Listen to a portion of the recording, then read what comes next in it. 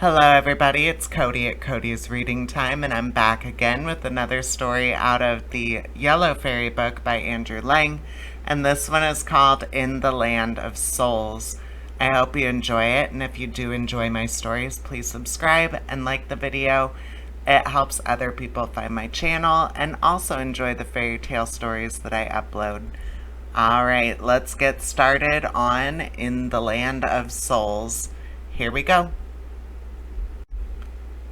Far away in North America, where the Red Indians dwell, there lived a long time ago a beautiful maiden who was lovelier than any other girl in the whole tribe.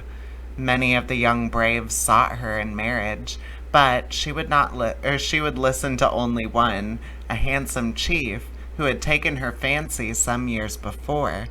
So they were to be married, and great rejoicings were made, and the two looked forward to a long life of happiness together. When, the very night before the wedding feast, a sudden illness seized the girl, and without a word to her friends who were weeping around her, she silently passed away. The heart of her lover had been set upon her, and the thought of her remained with him night and day.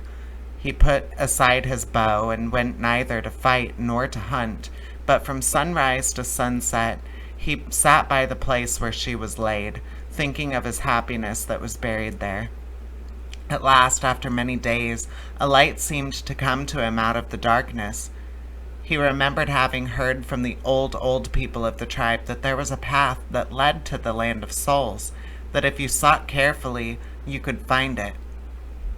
So the next morning he got up early and put some food in his pouch and slung an extra skin over his shoulders, for he knew not how long his journey would take, nor what sort of country he would have to go through.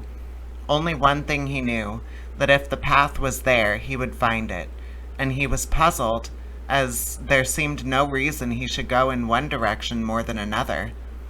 Then, all at once, he thought he had heard one of the old men say that the land of souls lay to the south, and so, filled with new hope and courage, he set his face southwards. For many, many miles the country looked like the same as it did all around his own home.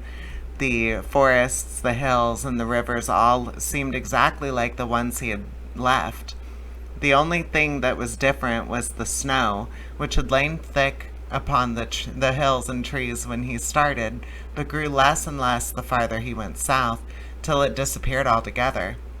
Soon the trees put forth their buds, and flowers sprang up under his feet, and instead of thick clouds there was blue sky over his head, and everywhere the birds were singing. Then he knew that he was on the right road. The thought that he should soon behold his lost bride made his heart beat for joy, and he sped along lightly and swiftly.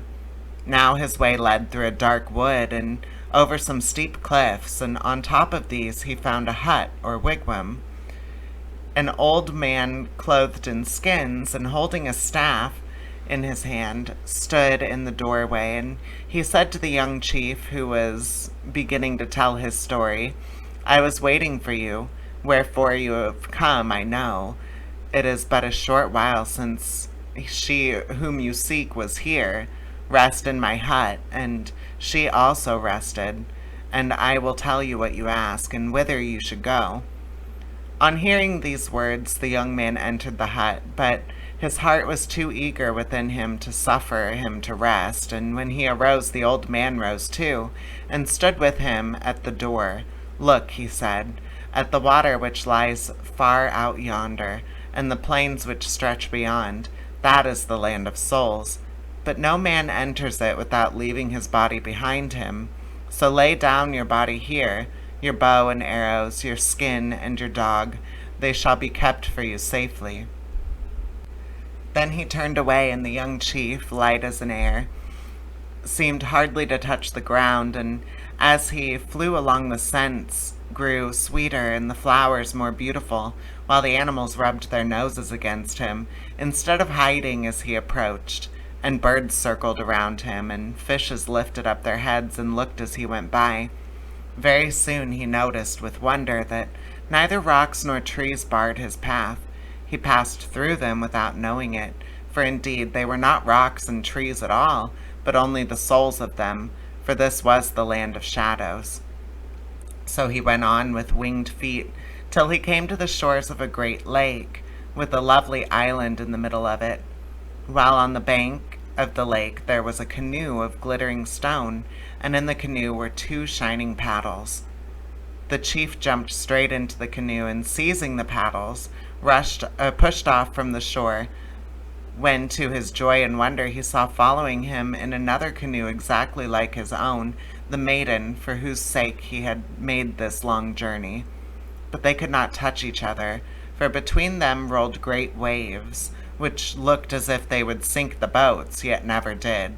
And the young man and the maiden shrank with fear, for down in the depths of the water they saw the bones of those who had died before, and in the waves themselves men and women were struggling, but few passed over.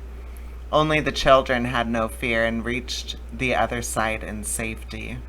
Still, though, the chief and the young girl quailed in terror at these horrible sights and sounds, no harm came to them, for their lives had been free from evil, and the Master of Life had said that no evil should happen unto them. So they reached unhurt the shore of the happy island, and wandered through the flowery fields and the banks of rushing streams, and they knew not hunger nor thirst, neither cold nor heat. The air fed them, and the sun warmed them, and they forgot the dead, for they saw no graves.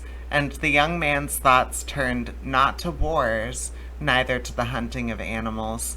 And gladly would these two have walked thus forever. But in the murmur of the wind he heard the Master of Life saying to him, "Return whither you came, for I have work for you to do, and your people need you, and for many years you shall rule over them. At the gate my messenger awaits you, and you shall take again your body which you left behind, and he will show you what you are to do. Listen to him and have patience, and in time to come you shall rejoin her, whom you must now leave, for she is accepted, and will remain ever young and beautiful, as when I call her hence from the land of snows." And that is the end of that story. I hope you enjoyed it. And please subscribe and like my videos. I upload new stories almost every single day now. And it helps other people find the channel and also enjoy the fairy tale stories that I'm uploading. And I greatly appreciate it. Okay, everybody, take care. Bye-bye now.